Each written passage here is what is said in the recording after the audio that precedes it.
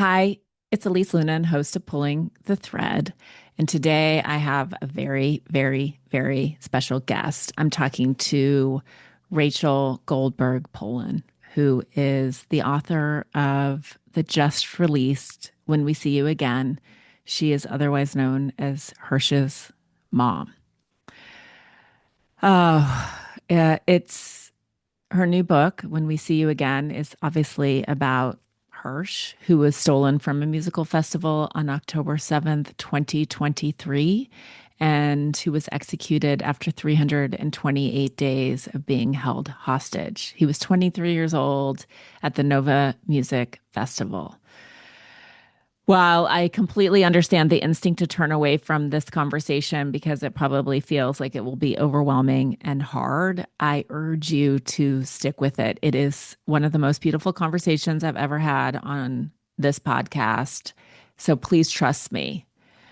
Rachel is incredible, and there are so many gifts to be found in her words. She told me stories today that made me laugh, that stunned me, that were utterly profound, and that will stay with me forever. If you have ever wondered why we're here or what your quote unquote why is, I think you will also be changed by Rachel too. All right, let's get to it. You are magical, and I'm excited to talk to you about those parts of the book as well. And first, it's beautiful. It's obviously very hard. My kids were circling me over the course of the weekend as I was reading your book. And yeah, I mean, it released a dam in me, as I think it probably does for so many people, where I don't, and I want to talk to you about your experience of grief at the end of the book and letting it happen. But like most people, I think we all function by keeping it as far away from us as possible. And then when I go down big. So thank you for that once in a decade catharsis. All right. So I want to talk about, I think you write at the beginning that your book is not from a healed place, and that the wound is still open and will be probably forever. But as you were working on this book and bringing it out into the world, do you feel like you've taken more steps towards that deeper understanding of even your why, which is sort of the thesis of this entire book? Do you feel like, was it therapeutic at all, or do you feel like it was a re-traumatizing experience? Yes. Both. Yes, it is both. I think it's both. I know it's both. Um, I started to write because my soul was buckling from the weight of the pain of the loss, and I couldn't really shoulder it anymore. And I just tipped over and it spilled out all over the floor, these words. And um, they're just packages of pain, I think. Um, Someone asked, what is this book about? And I said, oh, it's about two things, love and pain. Yeah. And they said, that's it? I said, actually, it's about four things, love and pain and love in that arc. Um, it's really a love story doused in pain, or maybe it's a pain story drenched in love. But I wanted to warn readers in the beginning, as you mentioned, I said, I am underneath the truck as I'm writing this. Like I have one arm sticking out and I'm tapping with one finger trying to write this. I have no perspective. I have no distance from the impact of this gargantuan, Herculean, colossal um,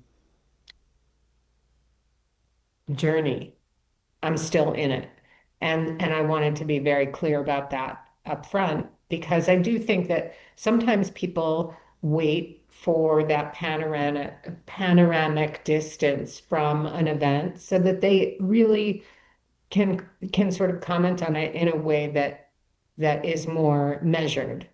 And Yeah. I thought, I just want to give over my pain. So as visceral and present and thorny and sticky and ugly as it is, actually that's exactly how I want to give it over. Um, and I don't know if it was helpful.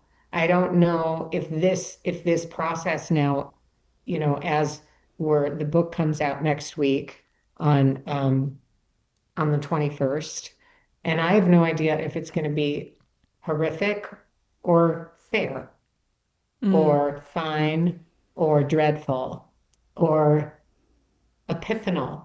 I really don't know what to expect. I'm curious because I I think when you don't have a grand plan in terms of I'm going to teach you how to make $1 million. Start from here, go here, and here is your check. And really, all I'm doing is I'm saying, please hold part of this. Please, please, please hold part of it. Just one molecule. Take one molecule for me. And also, I think that the book for me, I'm hoping, is a little bit the answer to the most kind, innocuous question that I get asked constantly that is completely reasonable and comes from a heartfelt place, and I lose my mind. And it's when people say, how are How you? are you? And I lose it. And it's not rational. And it really is me with the problem. Like when you're in a relationship and you want to break up and you don't want to hurt them. So you say, it's not you, it's me. But it is actually them. I'm telling you, it's me. It's not you. It's not them. It's not anybody. I am broken. I am not normal. I, I even said, it's a disorder. And truly take apart the word disorder. I mean, dis is like the opposite of Yeah. in the Latin, an order. I am the opposite of order. My life is the opposite of order. I buried my son, and that is out of order. Now, I'm also not unique. There are millions of people who have buried their children, millions and millions of people. There are many of your listeners who have buried children. I'm not unique, but I couldn't carry all these words anymore. Yeah. And so, and I think I was saying to someone that if someone's born without sight, it's very difficult to explain to them what blue is. But I have this desperate need to explain to you my blue. I Yeah. have this like desperate need to explain my pain. And I don't know why. I don't know why I have that need. Like, what is that broadcast therapy that I'm so desperately thirsty for? What is it? I don't know. But now it's out. Yeah. And and I really uh pray that it's not gonna cause me, Yeah. more pain. Yeah. Well, first, to affirm you, how are you is a terrible question for anyone in grief. If you're going to ask it as a reflex, add today or in this minute as a marker to provide a little bit of relief, because that's an impossible and terrible question with no correct answer. So I completely relate. I relate deeply as an introvert too, and finding yourself as sort of the mascot of this crisis and an exceptional, like having an exceptional experience where all of the attention on you. I can only imagine how excruciating that is for something you would never choose. And so I feel for you. And I understand completely wanting to explain blue, but doing it through, I need you to feel without needing me to explain it every day to everyone how this feels.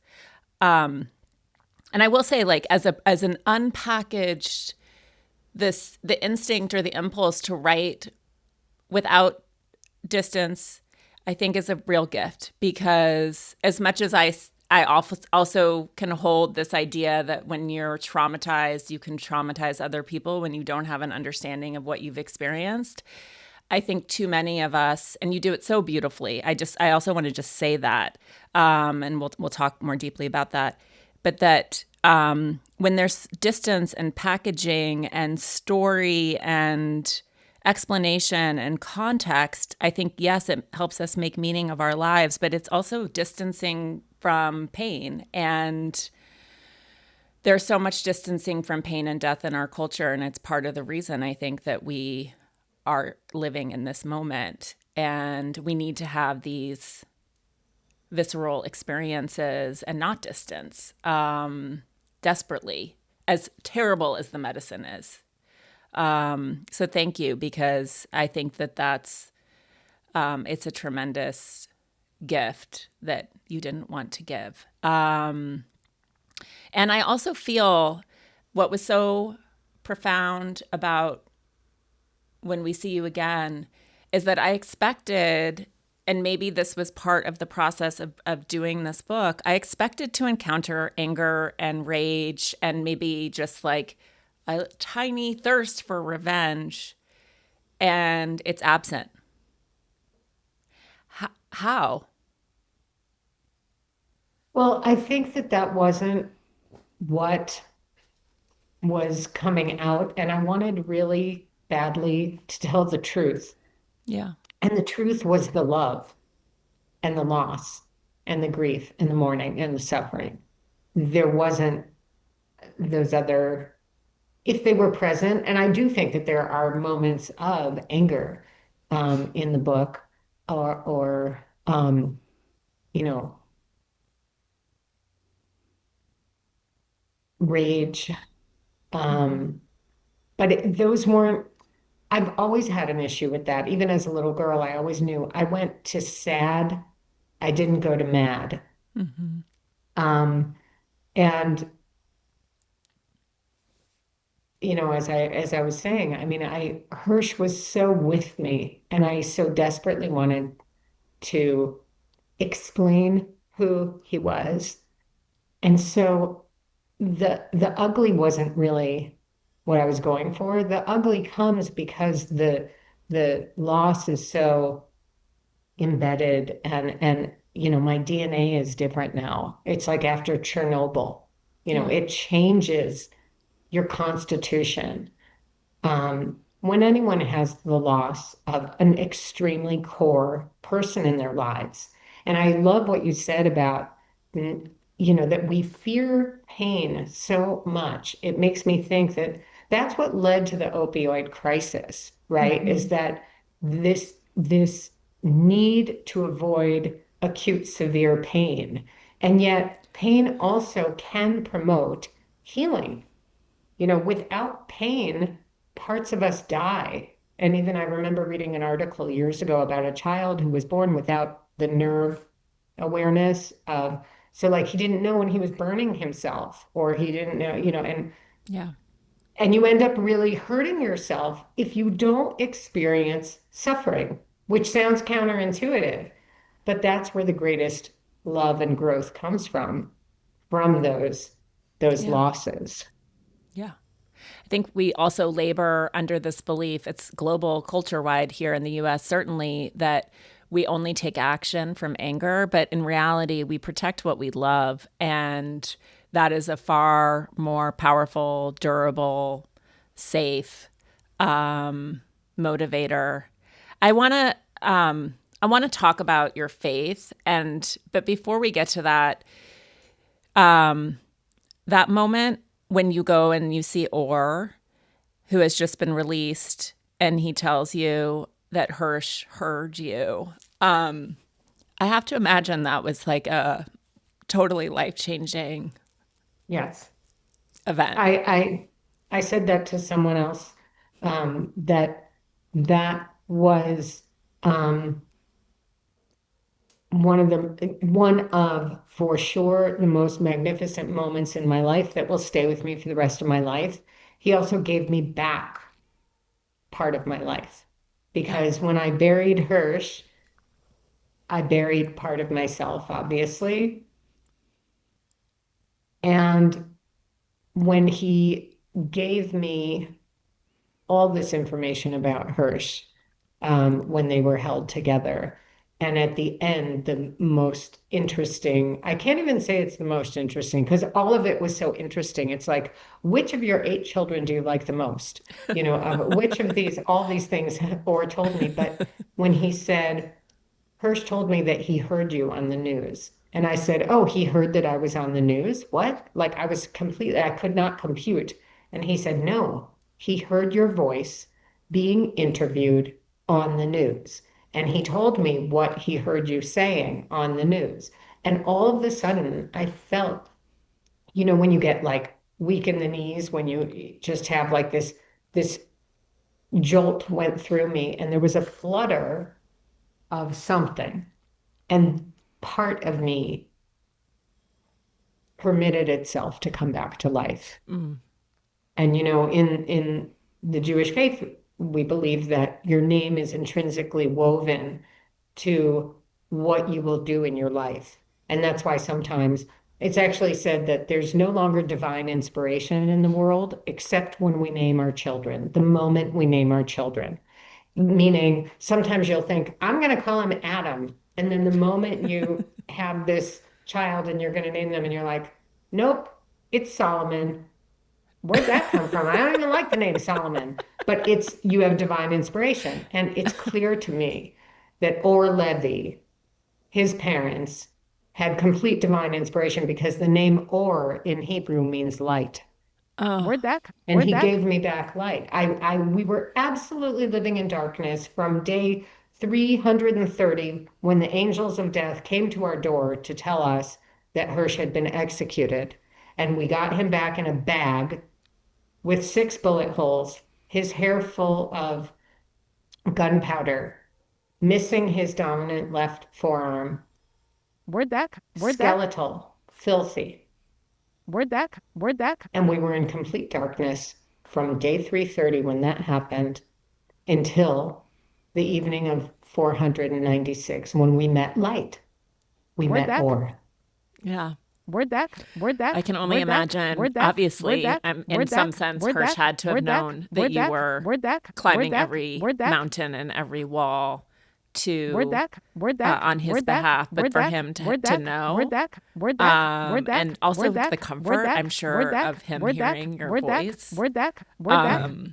Yeah, what a gift. Yeah. In a terrible moment, and then also that he had managed to get a book.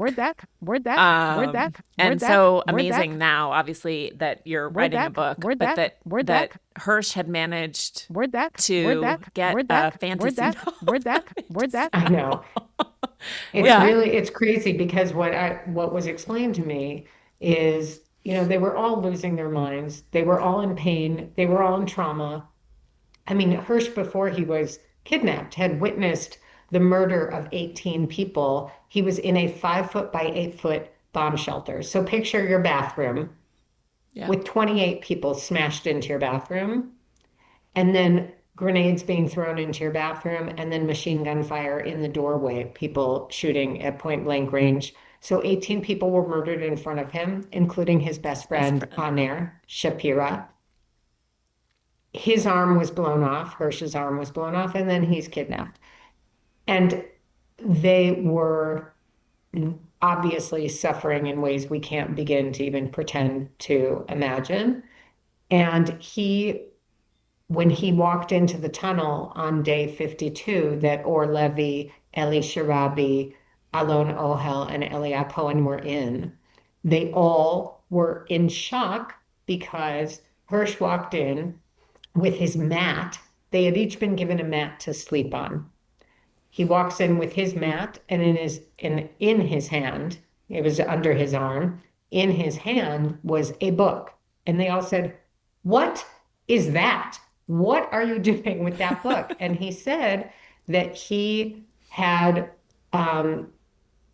you end up with a rapport with your captors. Yeah. And he explained to them, Hersh was always a voracious reader. He read early in kindergarten and always had a book. We were always every week religiously at the library taking out, you could only take out 12 books. So he would always take out 12.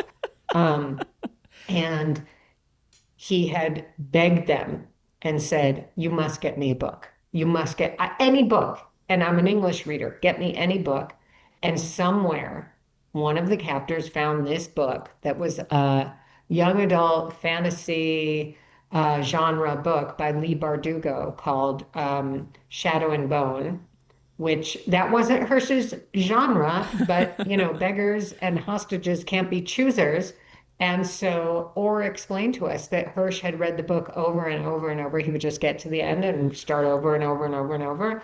And when he ended up leaving that tunnel, um, Elia Cohen told us that the captors came in on day 54 and said to Almog Sarusi, Ori Danino, and Hersh, "You guys get to go home. You're getting released today. Come on." And then they turned to Hersh and they said, "Be happy you're seeing your mother today."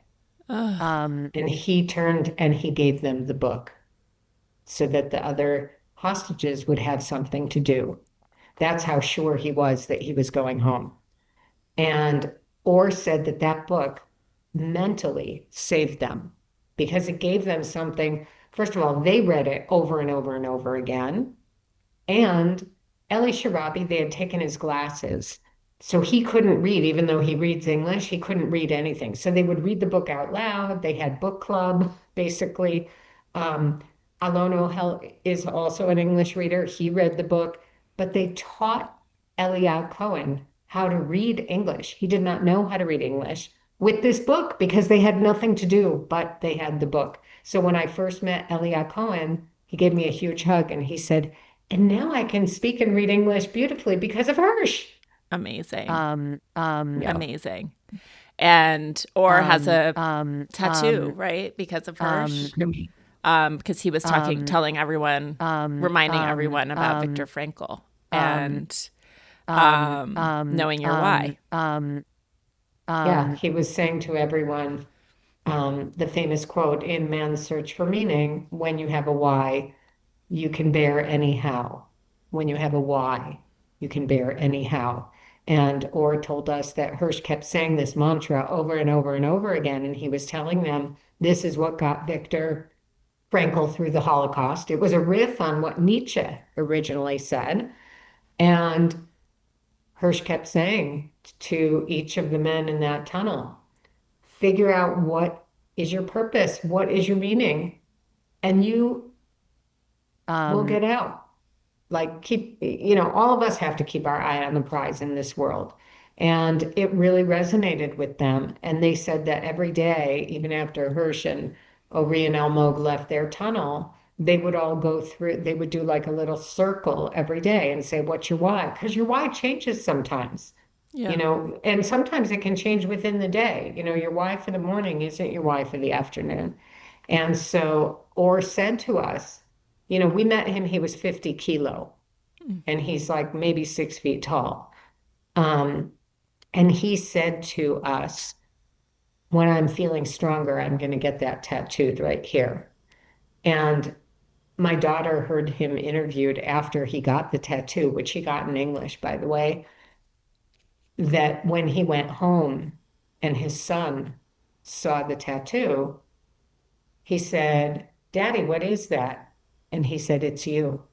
So beautiful. Because Hersh kept saying, "Your why is your son. Your why is your son. You have to get home to your son."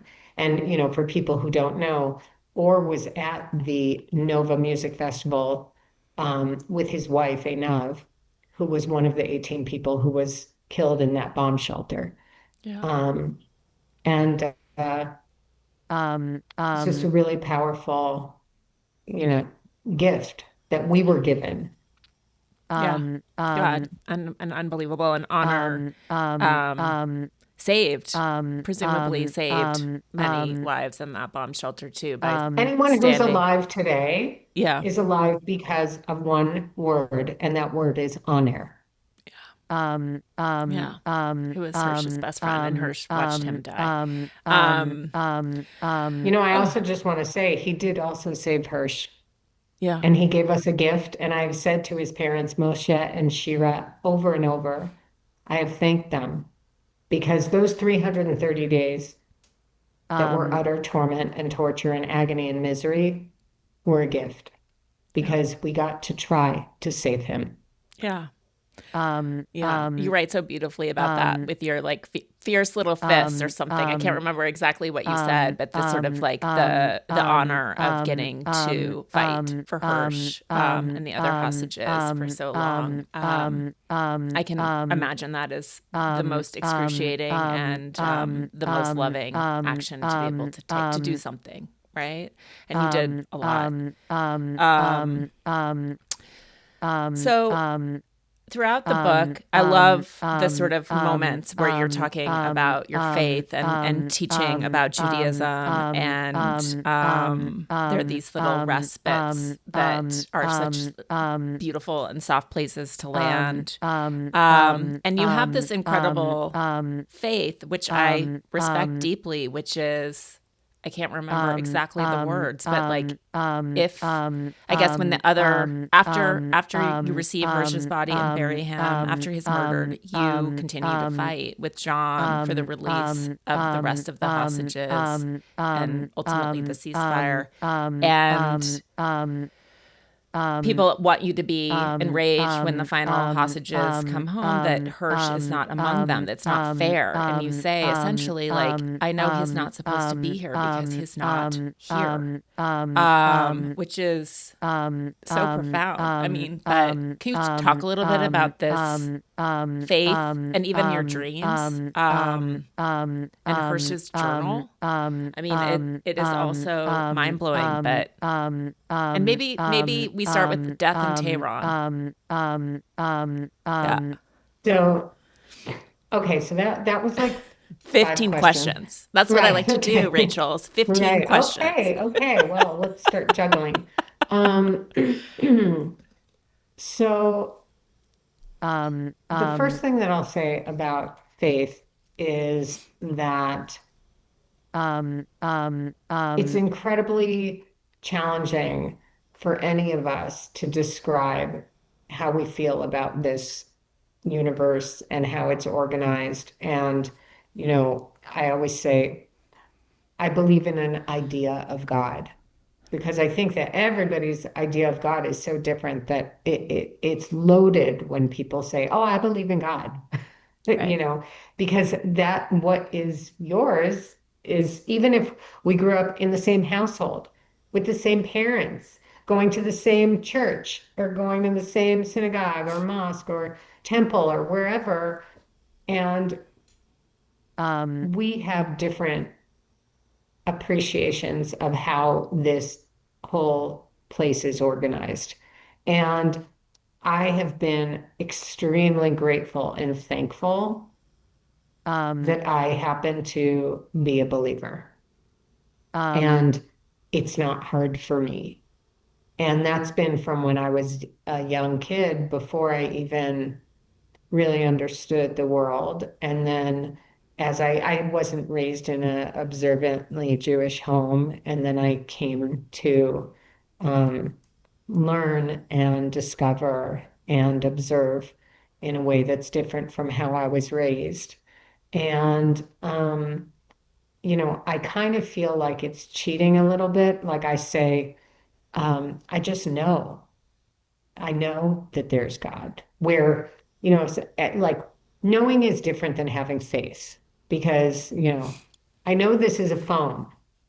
I don't have faith this is a phone. I know it's a phone. So it kind of makes it's like a little bit cheating because having faith is hard.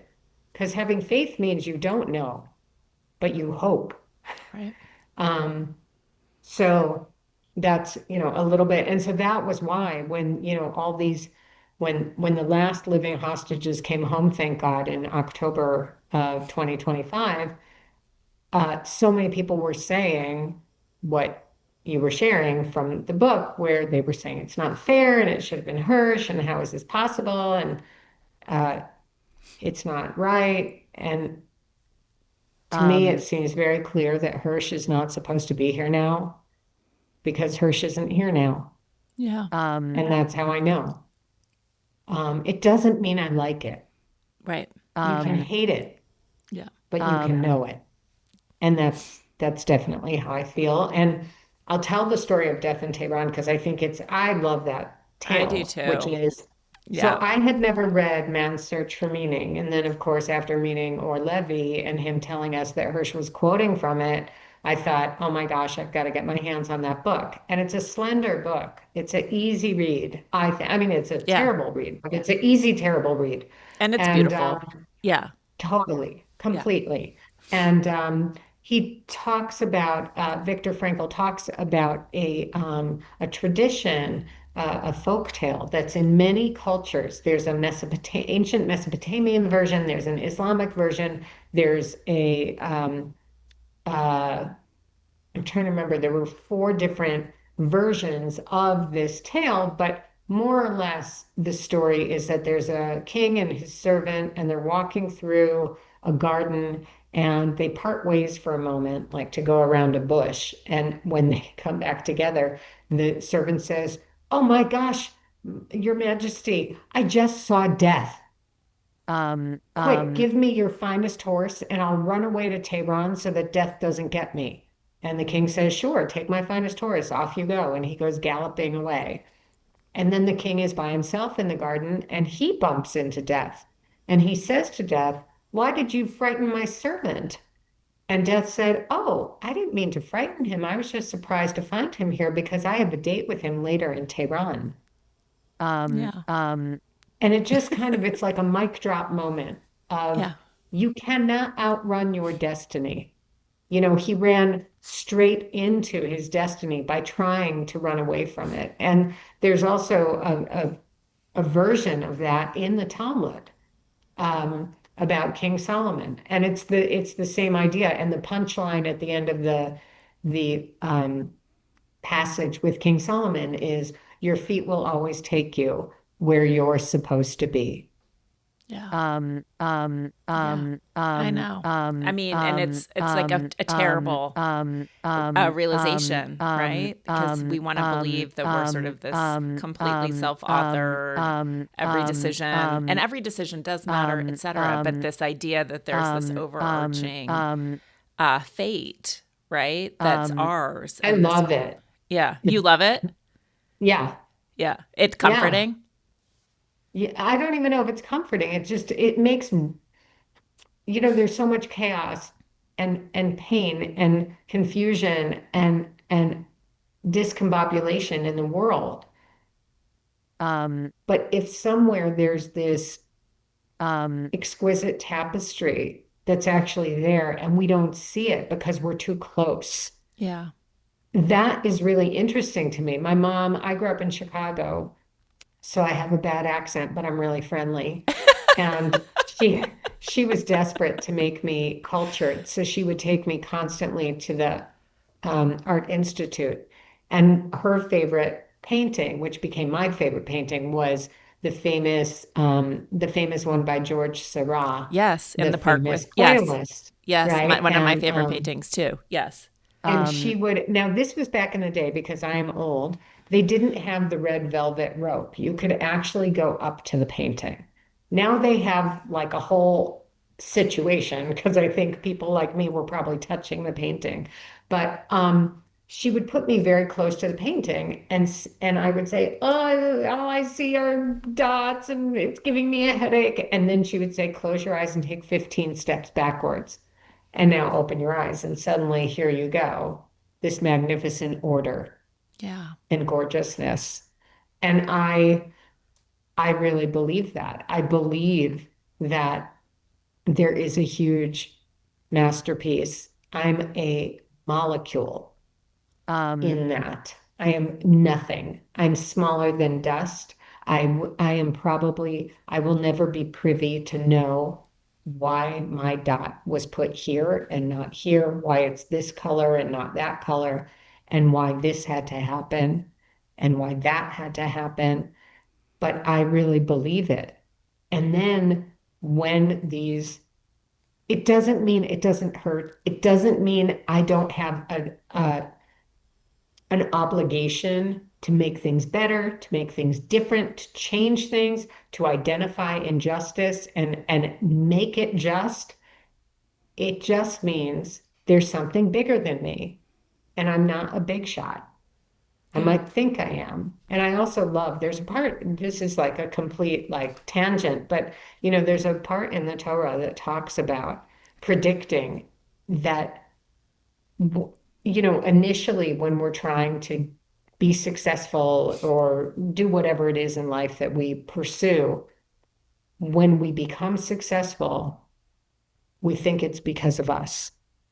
And we lose the perspective that it's a blessing that's given to us. We think like, I am so amazing. Look at this car and look at this house and look at these jewels. And I worked really hard and look at what I did. And not having the ability to see this is a gift and it is a blessing Yeah. and be grateful.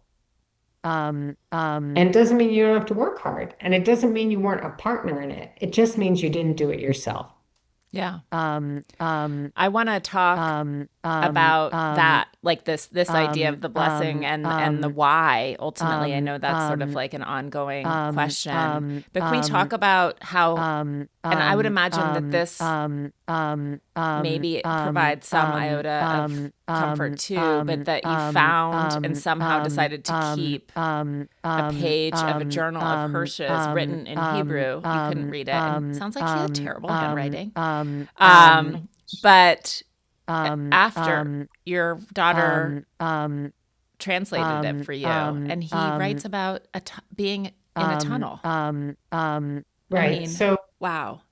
yeah, big wow. What happened is during COVID, when the whole world was closed back in 2020, I said to the kids, everybody clean your rooms really well, like tear them apart and clean them really well. And I went around with a garbage bag and I went to each of their garbage cans and I was dumping what they had thrown out. And in Hersh's garbage can, there were all these old spiral notebooks from high school. And I remember opening them and thinking, this is so interesting because it would say on the cover, he would write science. And, there'd be 2 pages of notes from science, and then it was all empty. History, 2 pages of notes, and then it was all empty. So I thought, why is he throwing these away? So I tore out all the pages that were few, and I left the notebooks empty in the place where most people, we all have a place where we do that reusing of last year's notebooks. Yes. And on the bottom was a journal, an actual journal, like a hardcover little book. And I know because my mother raised me not to be nosy that you're not allowed to read someone's journal, but I'll say that he made it easy because number one, it was in Hebrew, which is really still hard for me to read, to understand. I can read it. But number two is his handwriting was atrocious. So even if I read Hebrew, I couldn't read his Hebrew. So, but I thought here he had written 3 entries and then the rest of the journal was empty. And I thought, I don't know what he's saying here, but I'm not throwing out his words. So I tore out the entries, the 3 entries, folded them up, and I put them in an envelope in my closet that said in English, private. And I put it in the back left corner of my closet. And I thought one day when he's older, when he's traveled the world and come home and is introducing us to his partner or something, I'll give him these words that he wrote many years ago. And in the spring of 2024, I came across the envelope. So it was now 4 years after the envelope had been living in my closet, and Hersh was still being held hostage. And I thought, no, it's not appropriate. I'm not opening this and reading it. It's none of my business. And I didn't, and I put it back. And then he was killed. And in December of 2024, I was sitting in the kitchen telling his little sister, Orly, about what had happened and that I have this envelope that's been sitting almost 5 years in my closet. And she said, I want to read it. And I thought, you know what? Now it's okay. It's okay. And I went and I got it and I gave it to her. And she's sitting across from me in the kitchen table and her whole face drops. I said, "What's wrong?" And she looked up and she said, "It's prophecy." And I said, what is it?" And she reads this passage. Now, the most important thing is that he had dated them. And I assumed they were from 2020 because that's when he threw it away. But it was from 2014. It was from 9 years earlier from when we were reading it. It was from when he was a freshman in high school. He had just started October 26th of his freshman year of high school, ninth grade. And he talks about being trapped in a tunnel. And he uses the word tunnel in this tiny little, it's like a page and a half. He uses the word tunnel 12 times in the piece. That in our lives, we're going to find ourselves sometimes trapped in a tunnel. How you digest that, he's using it as a metaphor, but how you handle your tunnel, how can you push through so that some tunnels are very long, some tunnels are very short, but you have to keep going through your tunnel. And he says at the end, the one thing I know for sure is that I will get to the end of the tunnel. And it was just this very eerie, otherworldly kind of moment for us and our family. And when we showed it to the rabbi who ran his high school, he used to go to a 900 boy high school, Orthodox high school here in Jerusalem. The rabbi said, "This is his goodbye letter to you that he wrote in ninth grade." And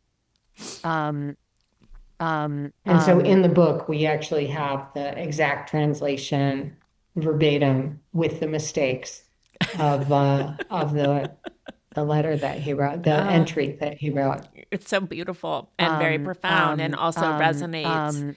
You write at various points that this hallway is a metaphor in Judaism for many. I don't know if it was Akiva, I can't remember exactly who, but that people talk about this as this life as this hallway to some much larger hall or place that's on the other side. And do you believe that? I do. You're talking about Rabbi Jacob in the Mishnah talks about how, and then multiple, Maimonides and Rashi and all these different commentators along the way have deconstructed this idea that this world, in Hebrew they say olam hazeh, this world is different than olam haba, the world to come. And people get obsessed with this world, right? With the wealth and the toys and the gossip and the friends and the peel, not the fruit. And it says, this is just the lobby. It's just the hallway, depending on who's talking. They said, it's the hallway. You want to get to the banquet hall, and I wrote in the book, it's sort of like this world's the elevator. Nobody lives in an elevator. It's a means to get somewhere else or in a lobby. Lobbies are places that people pass through to get somewhere else. And this world, according to Jewish tradition, is a place to really affect change and do good and be benevolent and go to where you're really supposed to be. Yeah. And there's something gorgeous that I learned recently by the Baal Shem Tov, who's the mystical father of sort of the mystical movement within Judaism from about 300 years ago. He said this unbelievable thing, which is someone asked him, so why do souls come here? What is the point of coming to this world? Why is a soul dropped here? And he said, every single soul comes to this world so that one day they can do one act of kindness once. Meaning you have to do thousands of acts of kindness, right? But there's some reason why you were put here. And there is an act of kindness that you will do that will fulfill your why. And then you get to go. So, but it doesn't always happen, meaning someone can do their act of kindness when they're 5 years old, and then they're still here till they're 97, because maybe they have to be 97 for someone else to do their act of kindness to them. Wild. And what really brought me comfort was knowing, and I know Hersh did his act of kindness. I don't know if he did it when he was 2 years old to me, or if he did it when he was 23 years old in one of the tunnels. Maybe he did an act of kindness and then he was able to go.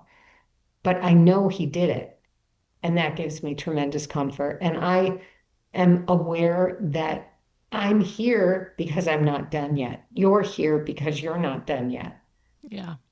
No, and I think that sometimes, people like Hersh and I loved John's epilogue in the book too, and sort of like the things that have emerged in the wake of Hersh's death in his name. But sometimes people go, and I feel this way about my brother-in-law, my brother's husband, who died at 39 in his sleep. He completely changed the trajectory of my life in like the most beautiful way. It gave me much deeper meaning, much greater understanding. I mean, it was the most profound impact on my life. I wouldn't have given him up for that ever. But you also think about the way that Hersh and you and John and your whole family have sort of resonated with the world as a symbol of something, reminding us, I think, of something in the midst of horror that I can only imagine as Hersh sort of looks back and sees that impact, that there's some, I mean, it's staggering, but that there's some other whys that he's just unlocking as like this rock hitting the ocean. And you wrestle with your why. I mean, and one of the whys, obviously, in some ways, is like we don't have a name for grieving parents. We only have. It's so odd. We don't have names for people who have lost siblings. We don't have names for grieving parents. We only have widow and widower and orphan. If you. Because it's so unnatural, out of order. As you said, it's disorder. But in some ways, it's like, please hold all bereaved parents with tenderness and care. But do you have a sense of your why? It feels like it's more than that, even though that's so big. We're trying very hard to hone in on what do we do with this humongous, gargantuan, enormous challenge that we've been given. How do we take this and create purpose? How do we take this and keep breathing in this world without air? And it can be done, and it must be done. And we are still reeling, and the whole world. I mean, we are at an inflection point. It's very clear. And nobody really knows where to turn. What is something to hold on to? Where is the meaning? And we are very much aware that this was not punishment. This was not a mistake. This was supposed to happen this way. And it is arduous and thorny and sticky and ugly and painful and wrapped in love and wrapped in meaning and potential. And we are duty bound to figure it out. And so to me, it's very obvious that I think about my great grandparents had to get married, so my grandparents would get married, so my parents would get married, so I would be born, so I would marry John, so I would have Hersh, so he would get killed, so I could do this. What is this? I'm not sure yet, but I will figure it out because it is our why. It's just obvious to me. But, John feels very strongly, and I agree that we have to make the Um, world a little um, different. Yeah. Yeah, I think all of us feel very overwhelmed. And Rabbi Tarfon in Ethics of Our Fathers in the Mishnah talks about the idea of, it's not on you to clean up the whole mess, but you also can't pretend you don't see it and do nothing, Right. right? Like, it's okay. Like, I get it. We're all overwhelmed. There is unbearable pain and suffering. um, You don't have um, to cure it. You need to help. Yeah.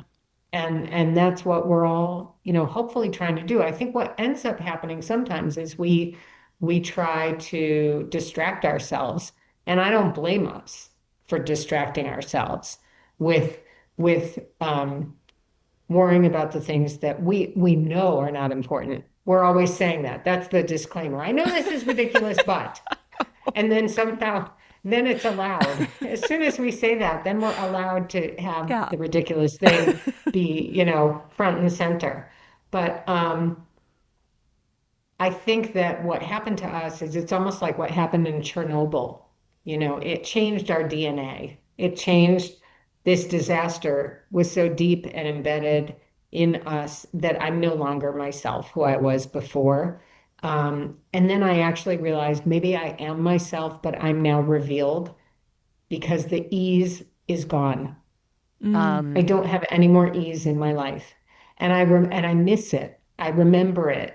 I was really blessed. I went through 53 years of um, a really um, um, um, easy, beautiful life. Yeah. um, And the um, ease may have made it where I wasn't digging as deep as I could have. And um, now, I mean, I wish I had ease, um, but I don't. Yeah. That isn't what the hand that I was dealt, and I'm going to play this hand um, as um, best I can.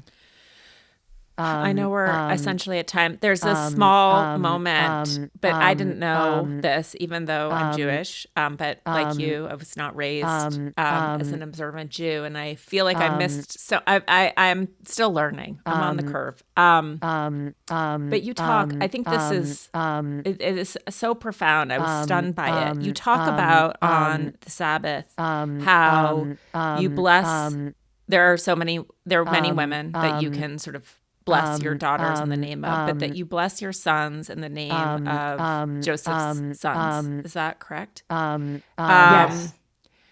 and who break this um, incredibly um, long chain um, that marks our um, entire culture um, of um, um, brothers hating, killing um, each other, which is when you think about um, everything happening in the world, this is a interfamily. That is what we are doing, right? We are all from the same father. We're all from Abraham. Um, can you talk? Can you explain that to people? Because I didn't know that. Right. So on Friday night, it's traditional for Jewish parents to bless their children to be like uh, different respected people from the Torah. And girls are blessed to be like the matriarchs, like Sarah, Rebecca, Rachel, and Leah. And it's interesting because our boys are blessed to be like Ephraim and Manasseh. And you kind of think, really? Because if we're playing Family Feud and I ask you to name the top five male characters in the Torah, I really don't think Ephraim or Manasseh are coming up there. You might have Abraham, Isaac, Jacob, David, Solomon, Moses. Moses. But Yeah. but what's with these boys? And it is explained. There are a couple different explanations, but one of them is that they were the first set of brothers to break the paradigm of hatred, of sibling rivalry. And we see in the Torah the damage that that poison of hatred, even amidst brothers, what it can do. We have Cain and Abel, you have Isaac and Esau, you have Jacob. I'm sorry, you have Isaac and Ishmael, you have Jacob and Esau, you have Joseph and his brothers. He's one of 12 brothers, and they hate him so much that they throw him into a pit and they end up selling him, and he gets sold and taken away to Egypt. And he ends up getting out of prison in Egypt, marrying, having two children, and those two boys end up loving each other. And they break this paradigm of hatred between brothers. And they don't resort to violence, and nothing untoward happens between them. They actually just loved each other. And it sounds so simple, but that is the point. It is the hardest thing in the world to love each other. And we know this, right? But once I will just end by saying, something that I have learned through this experience of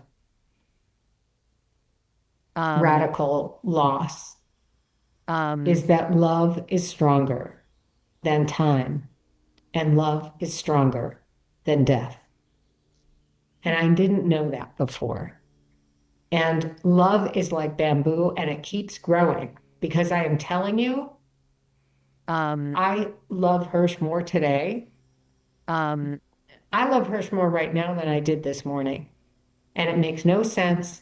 And I'm not being one of those like, woo, people. I am just telling you the truth. And I said to a group of young people I was talking to recently, one of them said, it was a high school, and they asked, how do you explain grief? What is grief? I said, think of anyone you absolutely love, really love. I said, it could be a parent, a sibling, a grandma, like best friend, but really love, who's like integral to your life. Are they in this room? And all the kids went like this. And I said, do you not love them anymore? Yeah. It's, he's not here the way he was. The love is still here, and it is still unfolding. No, it's beautiful. Thank you for your gift. I think it is so also stunning that Hersh's most treasured belonging at the end was a book, and that words helped sustain the people that he left behind in the tunnel. And it is, I wish you didn't have to write it. I'm so sorry, Rachel. And as I know we all are. And but it is a beautiful gift. So if there's anything I can do to support you and your family, let me know. Thank you. Thank you so much for carving out the time, and I really appreciate it. And I pray for all of us to have strength and love and light. Yeah, same. All right, I'm gonna try and see you when you come to LA. And good luck with the tour. Thank you. Take All right, care. I'll see you later. Bye. Oh, she's amazing. Thank you for staying with us, and please buy the book. It's gorgeous, and difficult, and yet I think there's so much that she teaches us, and in her presence. And we didn't really get a chance to talk about this. Shit. Sorry. I'm going to start this over because I forgot to hit record on the other recorder. Okay. She's stunning. And the book, When We See You Again, is really beautiful. It is certainly hard, and yet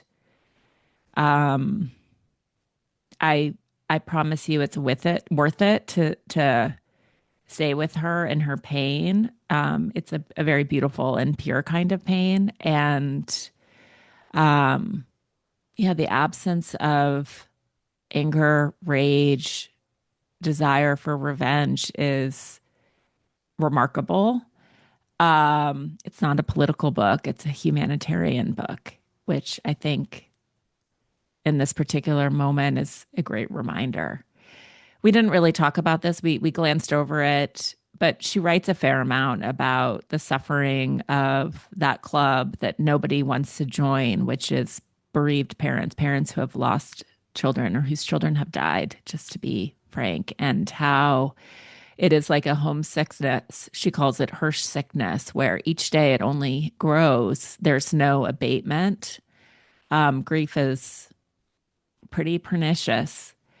And this is a certain kind of pain that if you don't know what the color blue is, you don't quite understand, but maybe you can touch. And, in the book, if you read between the lines, there are sort of guidelines, there's recommendations for how to be with people who have experienced this. And after Hersh died, many people rushed to tell her that she would never get over it. I don't think she was worried that she would, but this is certainly true. My friend Nora gave a TED talk that's called "You Don't Get Over It, you never get over it, you move forward." And Pauline Boss writes about this.